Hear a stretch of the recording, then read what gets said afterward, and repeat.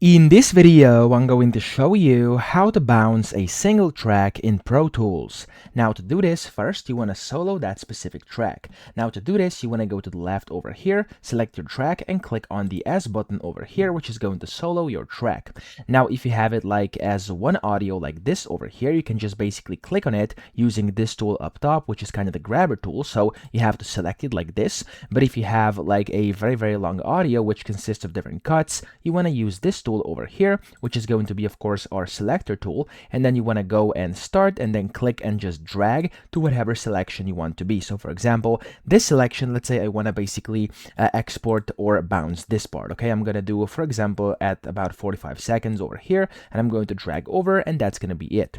Now whenever you've done this and your track is soloed, you want to go to track up top and you want to click on bounce, and then from here give it a name. You can select the export type, you have a bunch of different ones, and then down here you can select the automation, audio, and location, and then click on bounce, and that's all you have to do. It's going to bounce your audio, and as you were able to see, it was 45 seconds and it's saved as 45 seconds inside my downloads folder as well. Okay, of course if you picked a different folder, it's going to save it in there. So I hope this video helped you out. If it did, please subscribe to the channel and help me out as well.